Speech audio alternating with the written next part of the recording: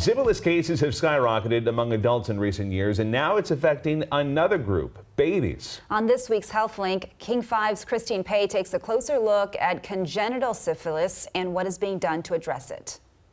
Congenital means a condition that is present before birth, and a rise in congenital syphilis among newborns has been the result of an increase in cases among heterosexual adults. This week, we are zooming in on what the cases look like in Western Washington, and I asked public health departments why it's been a problem.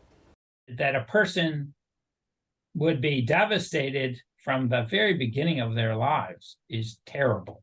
Dr. Matthew Golden is an infectious diseases doctor at Harborview Medical Center and directs the STI program at Public Health Seattle and King County. He says it is devastating when a baby is born with syphilis that was unknowingly passed on from their mother. How does it manifest in that sense versus like an adult who contracts it? So there's a wide spectrum of things that can happen, but there can be effects on the brain, there can be blindness, there can be difficulties with the bones, there can be physical manifestations. The CDC says congenital syphilis can also cause severe anemia, skin rashes, jaundice, which is the yellowing of the skin or eyes, or even stillbirth. I think this really begins to go up in 2021.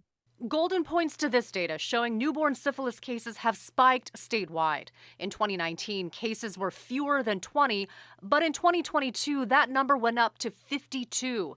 Zooming in on King County cases, congenital syphilis went from 0 in 2016 to 1 in 2020, then rose to 21 cases in 2023, a number Dr. Golden says is significant. Of course, it's not a huge number of people, but when you start talking about babies dying, babies, who potentially are going to have permanent disabilities, it's a tragedy, and it's an avertible tragedy.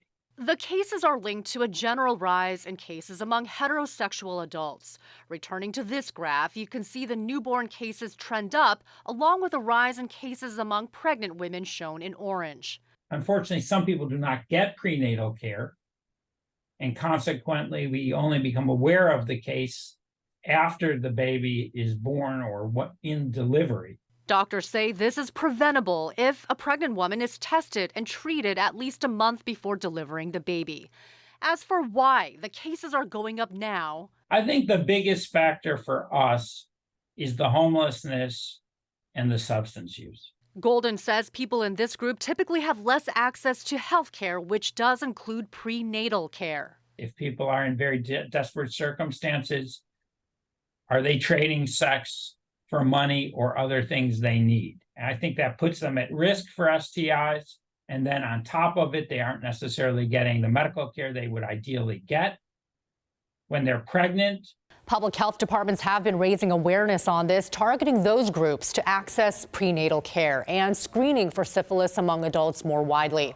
The recommendation is for all sexually active women 45 and under who have not had a syphilis test since January of 2021 to test for syphilis. More information is available on the story on king5.com. For HealthLink, I'm Christine Pei.